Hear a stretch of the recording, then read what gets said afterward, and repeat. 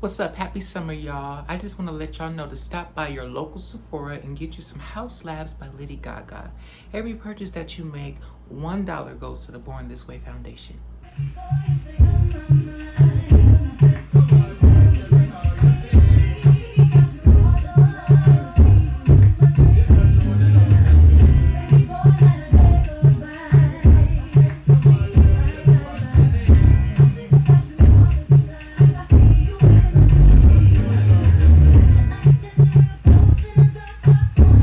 Don't ever doubt you'll be a someone. Always go for what you want. Get up and put your purpose on. Get up, feel the sunshine on your face. Believe that you deserve it all. Put in the work and you will end up far. This is my show and tell.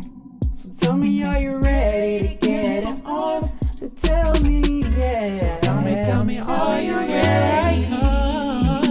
So tell me, are you ready for me? So tell me, are you ready? Tell me, are you ready?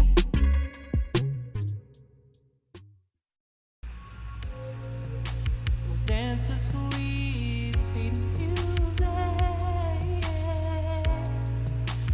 How about some Marvin Gaye? Feel like some sensual healing. We'll just relax and let me do things my way. This is what I do. I wanna do it to get you in the mood. Baby, I'll do it all to get you in the mood. This is what I do to get you in the mood. Baby, I'll do it all to get you in the mood. This is what I do to get you in the mood. Yeah. What's up, y'all? It's Lauren Hicks Wilson. Welcome to my channel. If this is your first time, welcome back. If it's not, and if you couldn't tell by that intro, we're about to talk about Queen Bey, cause she's Bey. She's Queen. Everybody wants her to be her Bey, or you want her to be your Bey, or you want your Bey to be like that. She's like every ideal wife, girlfriend, Bey. That's why she's Queen Bey. She's also AKA the Lemonade Lady, cause she's been giving us fruit flavored drinks with ice since 2003. Because truth be told, this is the first cup of fruit flavored with sugar and ice. We can call it the lemonade, the grape juice, anything, because she's been quenching our thirst since. Okay, let's talk about this classic album by none other than Beyoncé, coming fresh off of the Beyoncé boat. The last time we heard from Queen Bee was from the Survivor era, and they released many hits off of that album. They ended up winning a few Grammys. They had hits like Independent Women, Bootylicious, Survivor, of course, and this is where we saw Beyonce's songwriting and producing skills really enhance, which, you know, kind of gives way to this amazing solo album that we have here. Now, I'm not gonna keep y'all long, Saints, but I want to get into this album and talk about this album, and I want y'all to let me know what's your favorite Beyonce song from this album, or what's your favorite Beyonce album? Let me know. Let's get straight to it. As you can see in the background, this is the website from 2003, from when the album was being promoted. I mean, our girl B was busy. She was shooting movies. She had just signed on to the L'Oreal endorsement contract, so we were seeing her in the L'Oreal commercial. We were seeing her do movies like Austin Powers and Goldmember, which was released the year before that. The first time we got a solo single from Beyonce, in a sense, was technically the Austin Powers single Work It Out, which is my personal favorite. There's a lot of people that talk about it. We all know what Jaguar Wright said about it. I never felt that way about that song ever. Like ever. Like I would like to hear what that Beyonce album would have sounded like, but naturally Beyonce's style is it is kind of funky and like disco and 70s in a way, especially like her first two albums. Like, of course, she's doing that amazing Cowboy Carter thing right now, and her tour is almost ending. I want to give her props to that amazing Cowboy Carter tour. I haven't been to a Beyonce show yet, but one day I know I'm going to. But this is amazing. The tour is almost over. I know some of her most hard and her chorus fans are very sad and like, oh, I can't believe it's ending. But we got to give it up for that album. And she brought out Miley Cyrus, so we got to give it up for her. But I was going to talk about that album. But instead, I was like, let me just start from the beginning, because I want to go through Beyonce's album so I can kind of like remember which one was my favorite. I know it's this one, but I just want to re-listen to them again, study them, and kind of like listen to the transitions and see like how her albums go together, if you know what I mean. Does anybody else do that? But yeah, so I'm going to start with this one. Technically, I started with Destiny's Child's first record, so I've been in Destiny's Child's world for a while now, and I'm a big Destiny's Child fan, especially of the quartet. Don't get me wrong, DC3 is iconic. Like, you cannot take away their history. But, you know, it is just something about that, you know, Beyonce, you know. So coming out with her first solo album, she had Work It Out as like a pre-starter from the Austin Powers and Goldmember soundtrack. That video was being played all over MTV and 106 in part, and it kind of introduced us to what we would later see, Sasha Fierce. You know, I thought that video is sexy. It's extremely sexy. I think this is when and it has class. It's not like sexy where it's like exploiting, but it's very sexy, and you see Beyonce coming to her own as a woman, like this Virgo woman. Like, it's just epic, right? So after that, you have the first single that comes off of this album is Crazy in Love featuring Jay-Z. Now, just a disclaimer, before the Crazy in Love track was dropped, I did kind of like forget a little small detail. Between the song Work It Out, Beyonce released a song, well, Jay-Z released a song that duetted Beyonce called Bonnie and Clyde 2003, which kind of gave you like insight on what their collaborations would sound like and how they make sense and how they go together, and how it kind of tells a story. So then they came back with part two, so crazy right now, with the Crazy in Love single, which is the song that kicks off this album. Now, this album has 15 tracks. It has 4 singles. When she brought it to the label was convinced that the song didn't have any singles, and it didn't have any hits, but she ended up having 5 hits from this song: Crazy in Love, Naughty Girl, Baby Boy, Me, Myself, and I, and Dangerously in Love. Am I forgetting any other songs? She has a duet on here with Luther Vandross called The Closer I Get to You, which is a cover. I can't think of the original people because I'm just running through this video right now, but yeah. It's gonna come to me later, but I'll put it up in the video. But yeah, The Closer I Get to You, which features Luther Vandross. The song was also included on his 2003 album Dance With My Father. Just an amazing track that complements Beyonce's vocals and Luther Vandross' vocals, you know. The second track that comes in is Naughty Girl, which is the second single off of, well, actually the last single off of this album. The second single off of this album is Baby Boy, which was released in August of 2003. So like throughout the summer, we got like the Crazy in Love craze, and then Sean Paul being very popular because he was coming off of Get Busy and coming off of Like Glue. Those songs being popular, I'm sure, and that album being popular, The T-Rock, that propelled Beyonce wanting to collaborate with him. His original release of The T-Rock does not include Baby Boy, but he re-released it at the end of 2003 when the single I'm Still in Love was released, and that track was included on that album. So I really like the Baby Boy song, and that single being the second single. But the second track is Naughty Girl, being the last single from this album. Got it? Get it? All right. We have track 3, Baby Boy, which is what we were just talking about with Sean Paul. I love the video. The video always gave me Aaliyah Rock the Boat vibes. Even though we know Beyonce has her own style, like we have this whole conversation with the whole Anne Marie thing and all of this. The fact of the matter is all of these female artists have their own styles.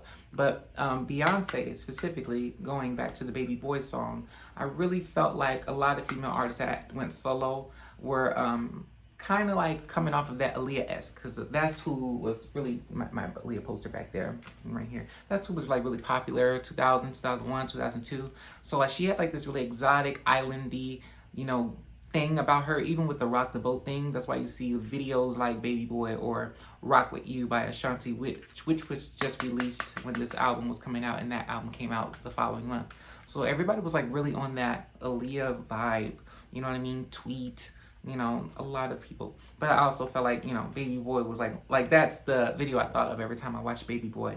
But I also liked how Baby Boy showed you Beyonce's signature dance style. She's very like, you know, she moves her hips. She's very flexible. I'm not Beyonce. Please don't even try to get me to do it. But if you watch the making of that video, it shows how hard she works. Not hard to where you're like forcing something, but it just shows you how focused, passionate, and like, you know, consistent and dedicated. Like, no, there's a certain way I see this. You have a vision, and you just keep doing it until you have that feeling that it's right and that you can see it and hear it that it's right. So that's something I truly respect and admire when it comes from Beyonce, even from the Destiny's Child days. You know, just admire that from her. Track 4, you got Hip Hop Star, which is one of my favorite tracks off of this album, featuring Big Boy from Outkast, and his rap verse is so clever and so good. First pick her brain to see if she's sane, deranged, or strange, or crazy as hell. Ooh, that is my favorite line from that song, because you never can tell these days, right? Y'all get it. How many of y'all like had to repeat it to sleep?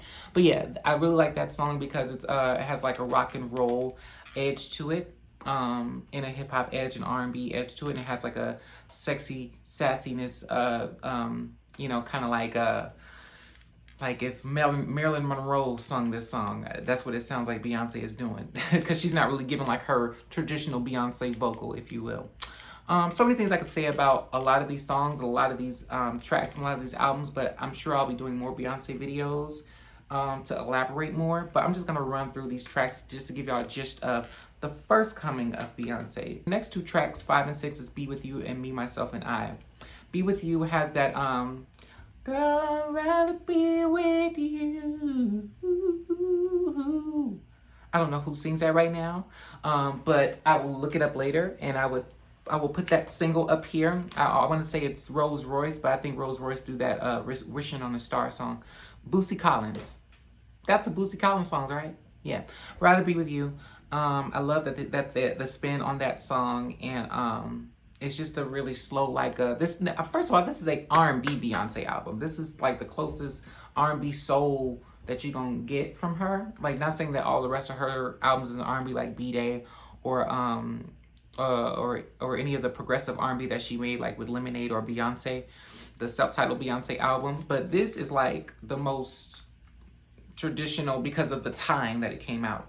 So that's what makes songs like Be With You and Me, Myself, and I, and Speechless. That's what makes those songs special. Next song, Me, Myself, and I, which is the third single off of this album, the second single, Naughty Girl. The third single, I love the video. I love how it's reversing and telling the story. And I just love what the song is about, like having, because she does a lot of female empowering songs, but Me, Myself, and I is more so like a self-empowering songs. Like, not saying that all things are going to be bad. Don't have a cynical outlook on things, but just know that whatever you're going through, just know that you still got you. You can depend on you. Like, if you ain't got, if that person that your friend don't got it, your mom don't got it, everybody ain't gonna have it together all the time. You can bet on yourself. That's what I feel like the song is really about. And I just really like the B hook. I got me and myself, and I cried 1,000 times. I just love that part.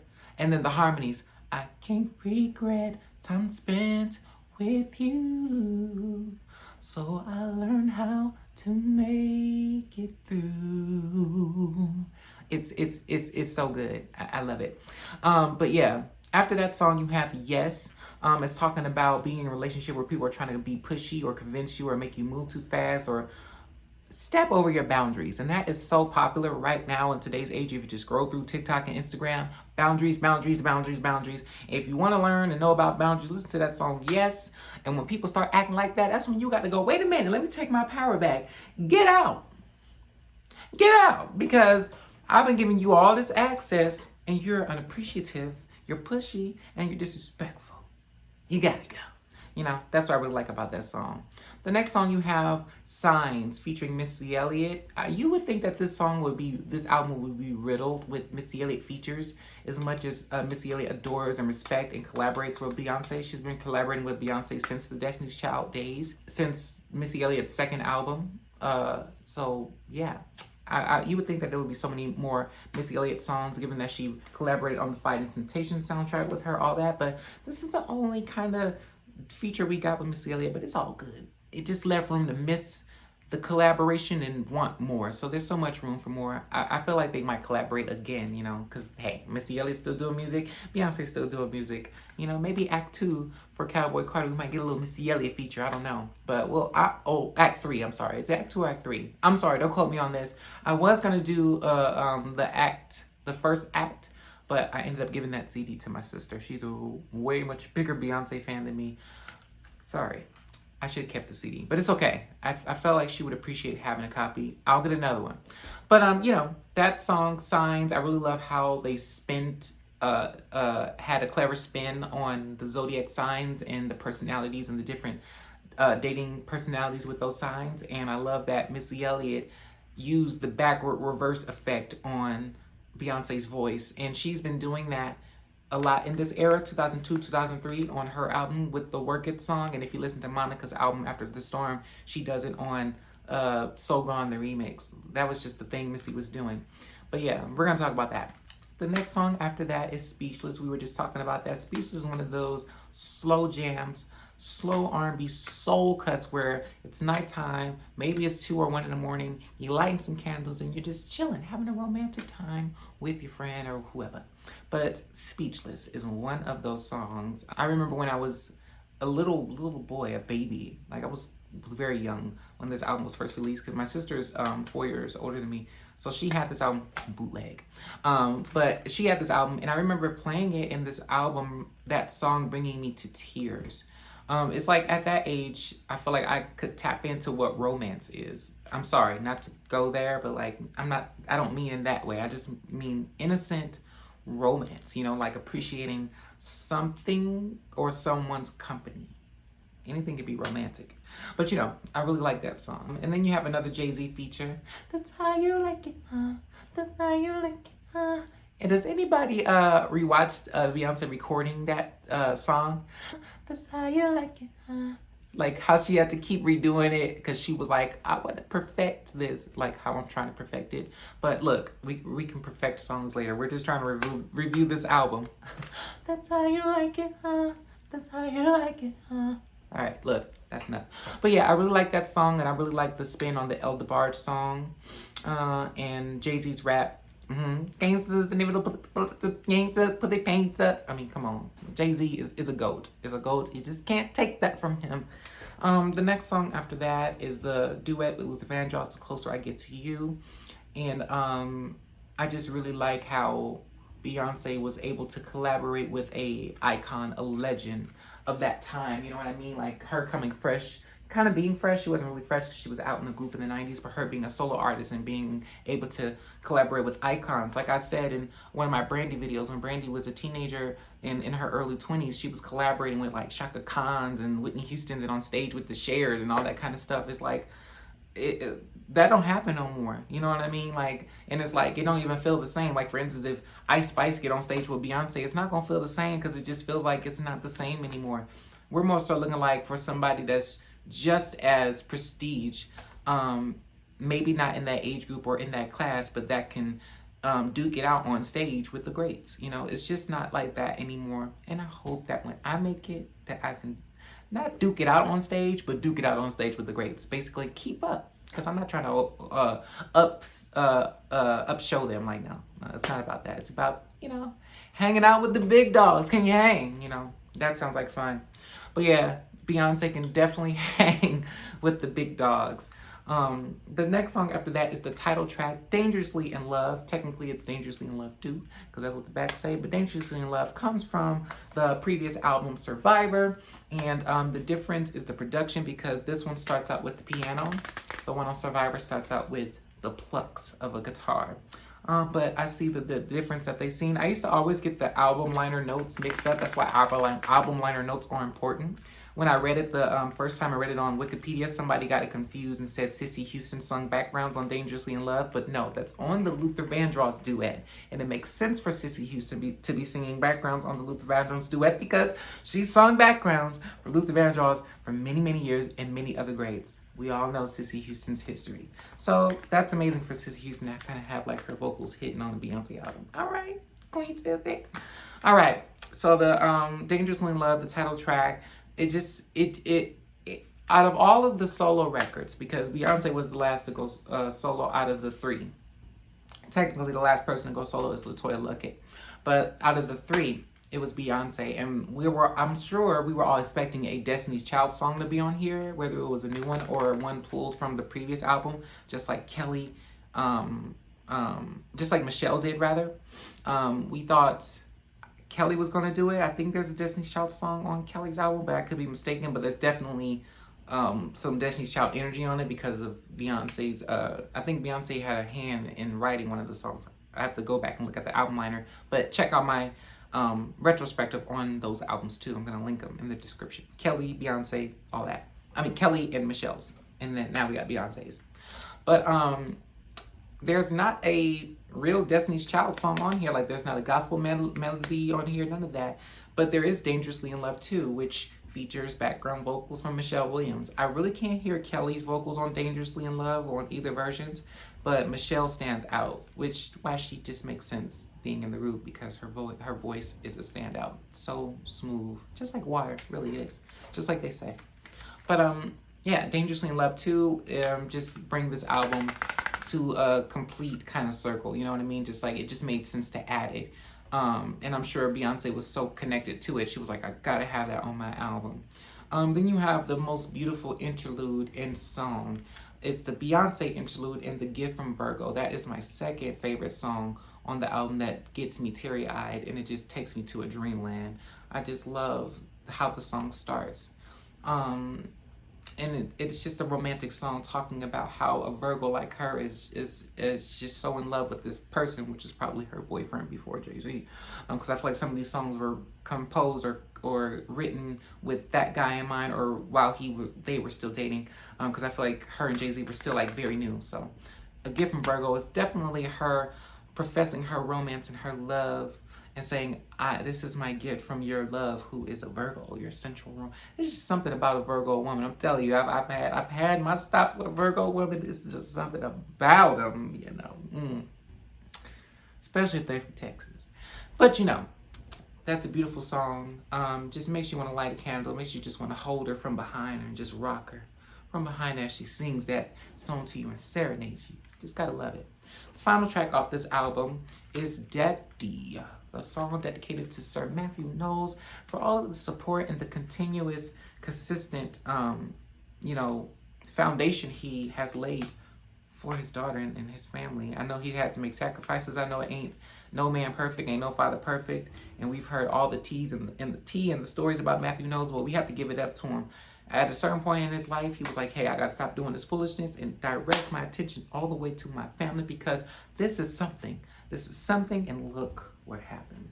You know, with the help of Tina Knowles and everyone else that's been on the Destiny's Child train from the beginning, and Miss Tillman, everybody. She puts it in her album liners. She said, thank you to, what's her name? Kim Burse, who's been around since day one when all of this was only a dream. So her too. That's why album liners are important. Go get that. Because it's nothing like actually listening to this album, looking at the website. Look, now they're going to bring back websites too. Watch, y'all. They're going to bring back intricate websites. Watch. Along with vinyls and physical media. But guess what? I'm going to be spearheading that. I'm going to be at the top of that pyramid. And I don't mind sharing. I'm not greedy. But yeah, it's not like having the full experience. Listen to the album, having the pictures, the liner notes, the website. The only thing that's missing is the lyrics, but they put in the liner notes if you pay attention. If you want the lyrics to the songs, you have to go visit the website. So cool. But that is my review so far of Beyonce's debut album, Attend. This album charted and reached #1 on the UK and the US R&B album charts and the US R&B and hip hop charts. By the end of 2003, it was number 12. By the end of 2004, it was still number 12. And by the end of 2009, like the end of the decade, it was still like at a 98. The album was still charting 10 years later. It was still on the charts. It didn't leave. That's the same thing I said about Brandy's Never Say Never. By 2001, the thing was still on the charts. So these are all of my goals and aspirations. Kudos to Beyonce, but that's what it's about. It's not about let's get a budget big enough and something basic enough and we'll pay for it and then it'll end up on the charts and we'll keep it there. No, the actual essence of the music, the quality, the soul.